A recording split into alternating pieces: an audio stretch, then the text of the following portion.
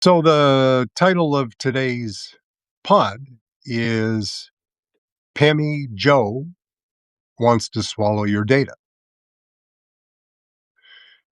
Pamela Joe Bondi, your Attorney General of the these here United States of America.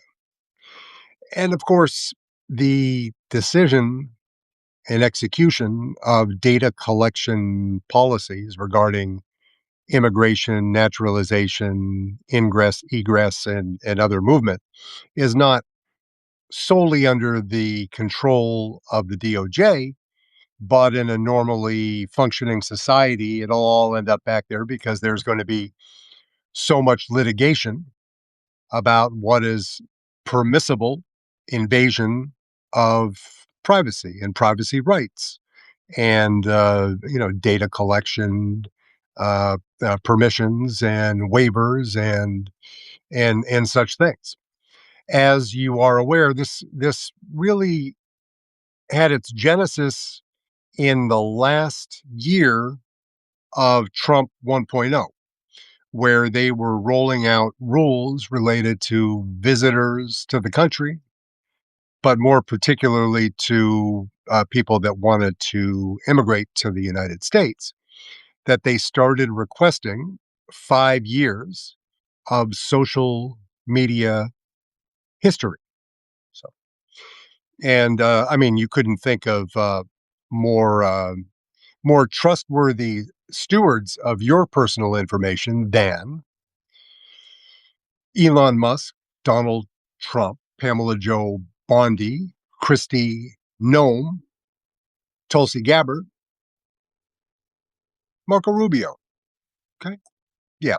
So you want to tell them all, you want to tell them everything.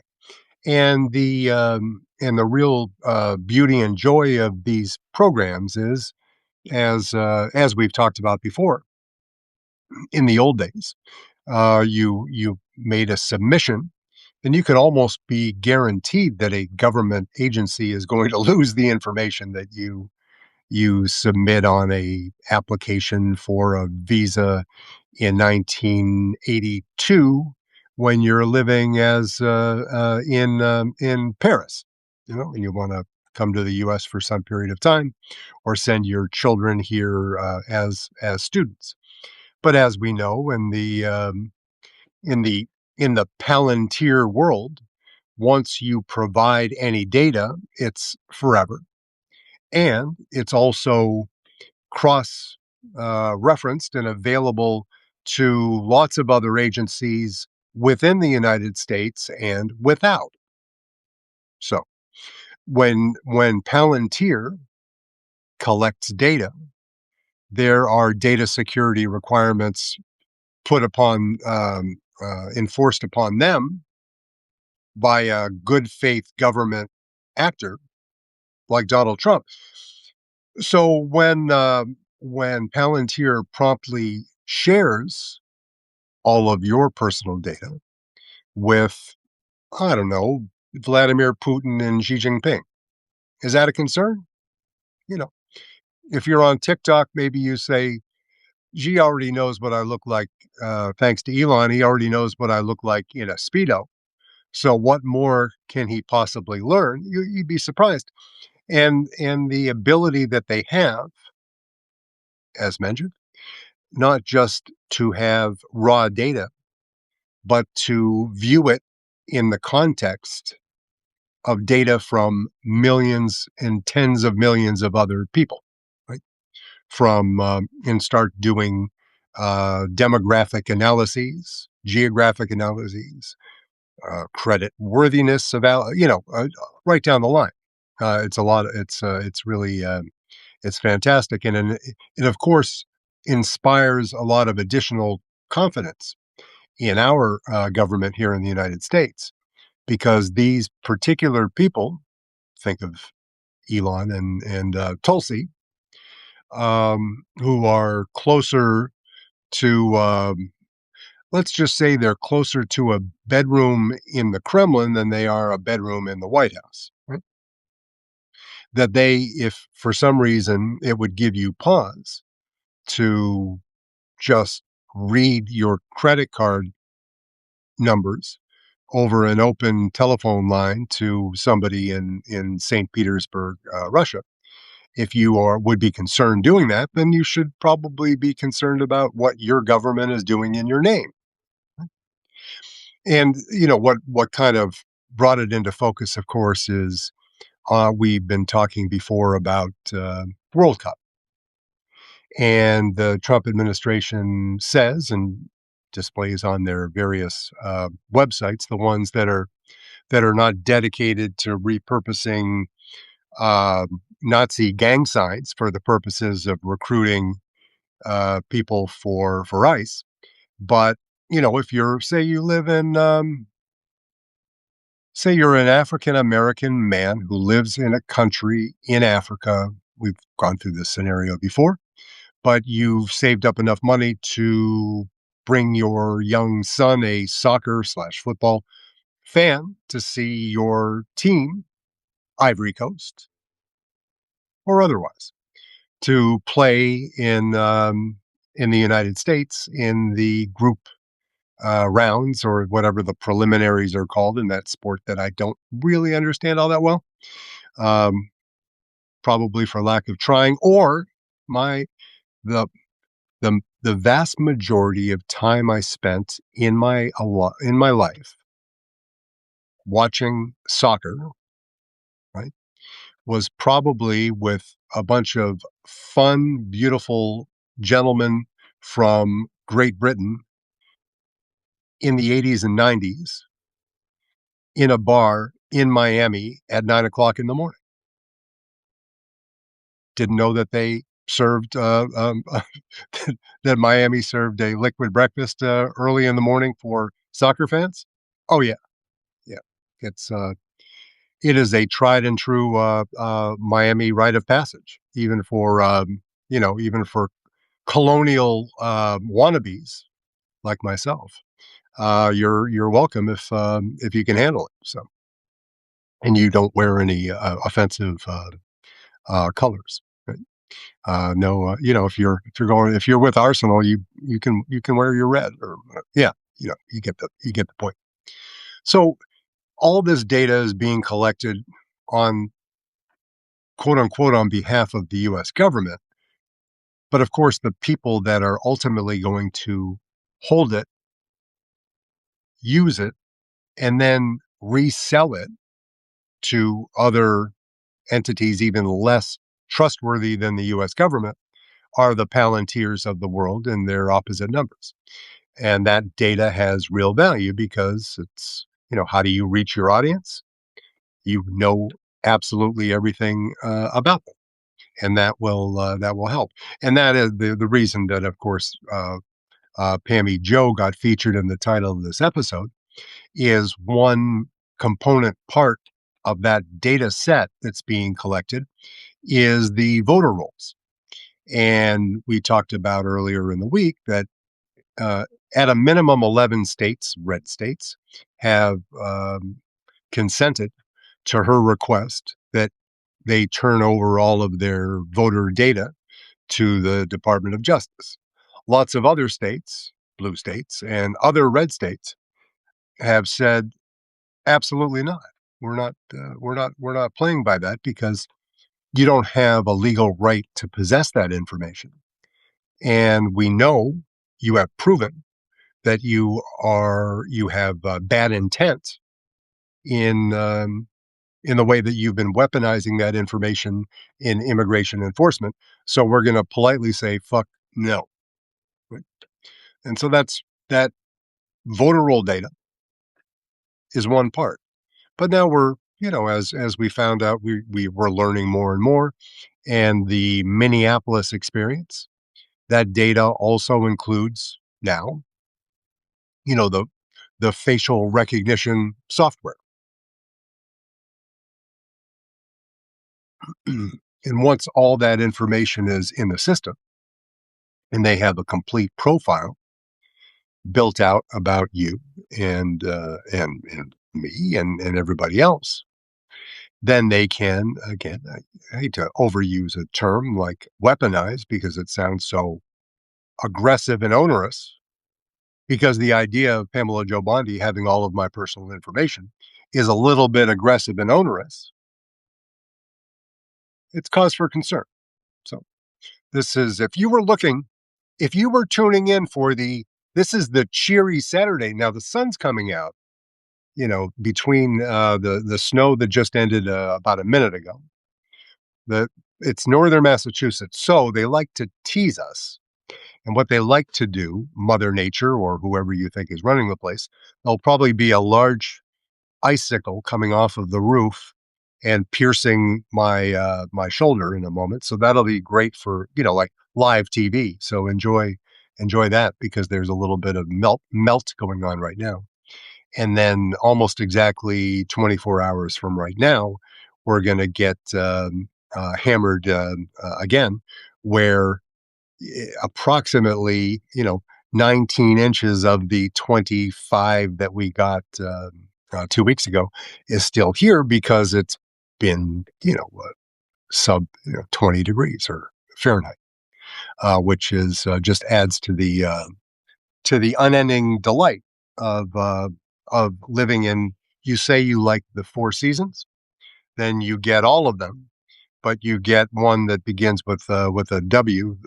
You get that in spades here in beautiful northern Massachusetts. Yeah. So we took a tour with Pamela Joe Bondi. We talked about her desire and the Trump administration's desire, and certainly Stephen Miller's desire and Russell Vought's desire to collect as much information as they can. It will make the job of identifying with, the voter roll, what is their game plan to use that to disrupt the elections? I mean, just let your imagination run wild. In the states where they have the full voter data are probably the states they're less likely to implement a full court press, but it's rather, you could, for instance, not a cynical guy. Well, no, maybe I am a cynical guy. You could go through and select from the voter rolls all of the names that are Latin in origin. And now, I can be a white Mr. White or a black Mr. White. You know, picking that the ethnicity data just from the names is one thing, but if you have the full voter roll, then you got a lot more detail.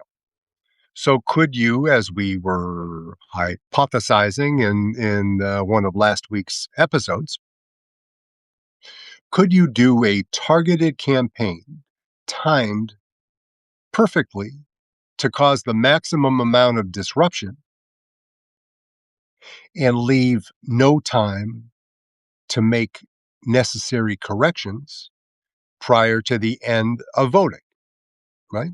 So that first Tuesday in November, do you send out 9 million mailings with, U.S. government stamped on it, and it says you sir or madam have been removed from the voter rolls due to suspicious social media interactions with a Russian, um, uh, I was going to say prostitute, but that isn't nice. That male prostitute, a person of ill repute, and that's kind of mean too.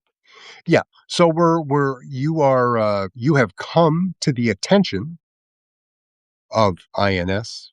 How old am I? Of whatever department of the government you choose, whichever three-letter agency you want. You've come to the attention of NSA. You've come to the attention of FBI. Whatever. Insert three-letter agency, and we're reaching out to you today because until this matter is resolved to the satisfaction of your United States government, then we're going to contact your local city hall and inform them that it is unadvisable to allow you to cast a vote in the election coming up in 11 days. So please, if you have any questions, please contact this number 999 2222 353535. And please, if you don't connect, please call back anytime through December, and we'll get this situation corrected ASAFP for you. Thank you, good people. Thank you for your attention, and your country loves you, and your president loves you, and he's sending you another stimmy. So just behave and stay home and don't vote. Love, DJT. Click. You could imagine, without a great deal of creativity, ways in which, ways large and small, they could interrupt the orderly flow of elections and cause dissension. So, but that's this is Saturday, so just think of it like a brain teaser. Make a board game, sit around with your kids, have them help you invent ways, the most bizarre way that you could imagine, that your government could try to take away one of your key constitutional rights. Because that's the age we're living in. So you want to have fun, but this is creative fun, right? Because as we've talked about earlier, this is the time to prepare. This is the time to help your family, your teams, your community. Again, not everybody wants to run down Main Street with a T-shirt that says "Mail-in voter registration. Get to City Hall today." Everybody has to involve themselves in a way that is appropriate to their personality, their sense of responsibility to democratic idea. All of those factors that make you a special human being in a Mr. Rogers or other kind of way. But you got to do something. Collective action, great. Unsubscribe, great. All of those things are you got to do. Everybody's got to do their part. Everybody's got to do their part. So figure out with your family, with your mate, your partner, your husband, your wife, somebody else's wife, if you prefer. It's Saturday, whatever, no rules. So do something, make a plan to do it, and don't be sitting there twiddling your thumb or something 2 days after the election. Like, Jesus Christ, excuse me. If I had only realized that my vote actually counted, then I would have, so in any case. So, pleasure as always. Wishing you all a most glorious weekend. Stay out of trouble. I have it on pretty good authority. Well, the U.S.